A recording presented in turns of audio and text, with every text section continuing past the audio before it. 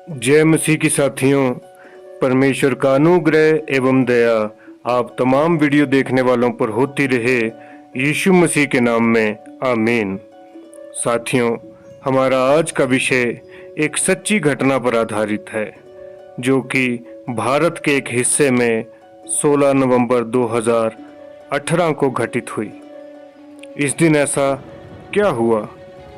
आखिर क्यों परमेश्वर का सुसमाचार सुनाने गए इस 27 साल के लड़के पर आदिवासियों ने तीरों की बौछार कर दी और मार डाला? ये आदिवासी प्रजाति सभ्यता से कोसों दूर है।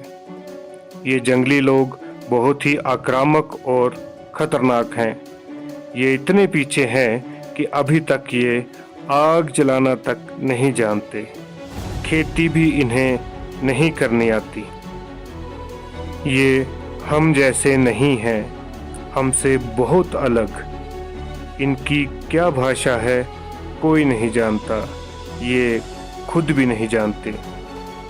और जॉन एलन चाओ ऐसी एक जनजाति को सुसमाचार सुनाने को निकल पड़ा और कभी वापस नहीं आया। हम पूरी बात विस्तार से समझते हैं, आप वीडियो में बने रहें। ये कहानी एक 27 साल के नौजवान की है जिसका नाम जॉन एलन चाओ है, जो कि अमेरिका का नागरिक था। जॉन यीशु मसीह से बहुत प्रेम करता था और परमेश्वर के सुसमाचार के लिए नई नई जगहों पर जाता था। इसे घूमना पसंद था। ये कनाडा, अफ्रीका आदि देशों में भी परमेश्वर का प्रेम बांट चुका था। जॉन एक डॉक्टर भी था और पर्वतारोही भी था, या यूं कहें कि जॉन एलन चाओ एक मल्टी टैलेंटेड और पढ़ा लिखा लड़का था जो यीशु मसीह से बहुत प्यार करता था और मिशनरी ट्रिप्स की भी ये अगुवाई करता था। एक बार जॉन एलन चाओ भारत के अंडमान टापू में टूरिस्ट वीज़ा लेकर घूमने आया। जैसा कि आप जानते हैं कि जॉन एलन चाओ अमेरिका का नागरिक था और पढ़ा लिखा और एक कामयाब इंसान था। जॉन एलन को एक दिन इस आइलैंड, इस टापू के बारे में पता चला जिसका नाम है नॉर्थ सेंटिनल, जो कि अंडमान निकोबार में स्थित है और भारत के अधिकार क्षेत्र में है। यहाँ जाने पर भारत सरकार ने पाबंदी लगाई है, बैन लगाया है। कोई भी यहाँ नहीं जा सकता, क्योंकि आज दिन तक जो भी यहाँ गया है वे जिंदा वापस नहीं आया। जॉन एलन चाओ के मन में इस आदिवासी प्रजाति को सुसमाचार सुनाने की एक तीव्र इच्छा थी। जॉन चाहता था कि ये लोग भी यीशु मसीह को जाने, उसके प्रेम को जाने और उद्धार प्राप्त करें। और इसी इरादे से जॉन भारत आया और अंडमान में कुछ दिन रहा और इस आदिवासी प्रजाति के बारे में जानकारी इकट्ठी करने लगा। 3-4 बार जॉन एलन चाओ अंडमान आ चुका था। ये इलाका प्रतिबंधित इलाका था जहां जॉन जाना चाहता था। जॉन एलन भारतीय नेवी से बचते बचाते वहां पहुंचना चाहता था और जॉन एलन चाओ ने कुछ मछुआरों को पैसे देकर कहा कि वे उसे नॉर्थ सेंटिनल टापू के पास उतार दें। जॉन अपने साथ अपनी छोटी कश्ती भी ले गया और कुछ ज़रूरी सामान जैसे सूखी मछली, safety pins, first aid kit, football और जॉन के साथ थी उसकी बाइबल। जॉन जैसे ही अपनी छोटी नाव में बैठकर नॉर्थ सेंटिनल टापू पर पहुंचा, वहीं कुछ आदिवासी लोग उसके सामने आए। ये दोनों एक दूसरे की भाषा नहीं जानते थे। उनके हाथों में धनुष बाण थे।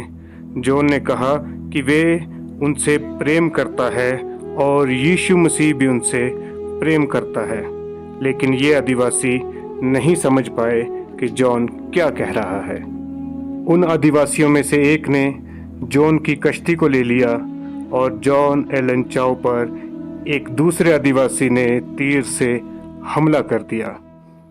वो तीर जॉन की छाती पर लगने के बजाय जॉन की बाइबल पर लगा और जॉन वहां से जान बचाकर भाग गया और 1 किलोमीटर दूर तैरकर अपनी नाव तक पहुंचा और वापस आकर परमेश्वर का शुक्र अदा किया और अपनी डायरी में कुछ लिखने लगा कि ये लोग खतरनाक हैं और परमेश्वर से दूर हैं। जॉन ने एक चिट्ठी, एक संदेश अपने माता पिता और दोस्तों को मरने से ठीक 1 दिन पहले लिखा। उस चिट्ठी में क्या है, कुछ ही देर में मैं आपको पढ़कर सुनाऊंगा। इसके बाद जॉन अपनी जान बचाए जाने के लिए परमेश्वर का शुक्रगुजार कर रहा था। जॉन अपने नए जीवन को देखकर खुश था, लेकिन इन लोगों को परमेश्वर का सुसमाचार सुनाना जॉन की प्राथमिकता में था। जॉन एलन ने अपनी जान का जोखिम उठाकर अपनी जान की परवाह किए बगैर एक बार फिर नॉर्थ सेंटिनल टापू में जाने का फैसला किया। सुबह सुबह का समय था। जॉन जैसे ही एक बार फिर नॉर्थ सेंटिनल आइलैंड में पहुंचा तो वे जंगली आदिवासी प्रजाति के लोग उसे समझ नहीं पाए और जॉन एलन चाओ पर तीरों की बौछार कर दी और जॉन एलन चाओ ने अपने आखिरी सांस उस टापू में लिए और इस आदिवासी प्रजाति ने जॉन को मौत के घाट उतार दिया और इस युवा मिशनरी, इस यीशु मसीह के प्रेमी की सेवा समाप्त हुई।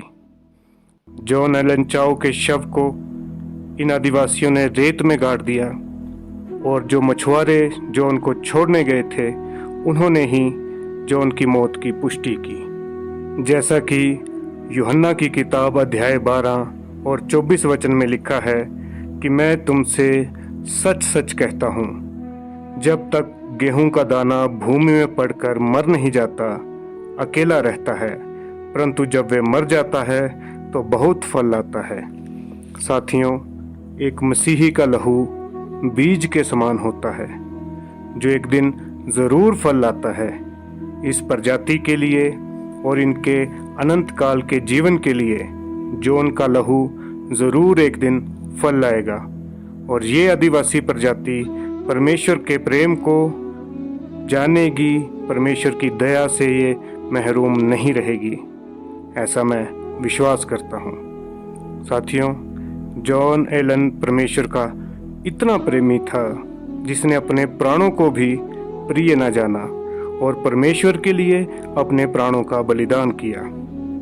जॉन की डायरी में जो संदेश उसने लिखा था, आइए मैं आपको पढ़कर सुनाता हूँ।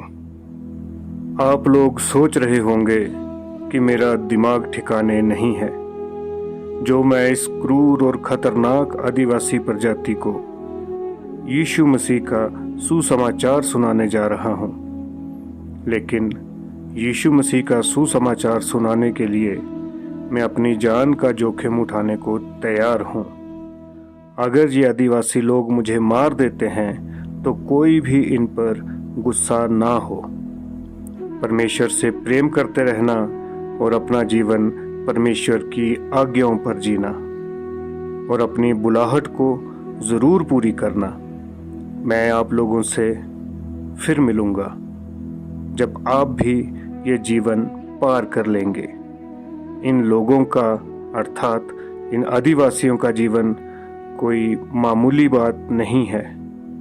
ये इनके अनंत काल के जीवन का सवाल है।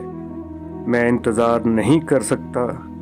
मैं देखना चाहता हूँ इन लोगों को यीशु के सिंहासन के इर्द गिर्द अपनी भाषा में यीशु मसीह की आराधना करते हुए, जैसा कि प्रकाशित वाक्य अध्याय 7 और उसके 9 और 10 वचन में लिखा है। मैं प्रार्थना करता हूँ कि आप में से कोई भी इस संसार को यीशु मसीह से अधिक प्रेम ना करे, अर्थात संसार से इतना भी प्रेम ना करें, वरन यीशु मसीह से प्रेम करें। साथियों, यही असली सेवा है कि हम समय असमय तैयार रहें और परमेश्वर के लिए हर जोखिम उठाने के लिए हमारे मन तैयार हों। आज के मसीही कैसे हैं आप सभी जानते हैं। जॉन से सीखें कि वफादारी क्या होती है और क्या कीमत है परमेश्वर के वचन की और उसके सुसमाचार की। अपने आप को जांचें और व्यर्थ की बातों से बचे रहें।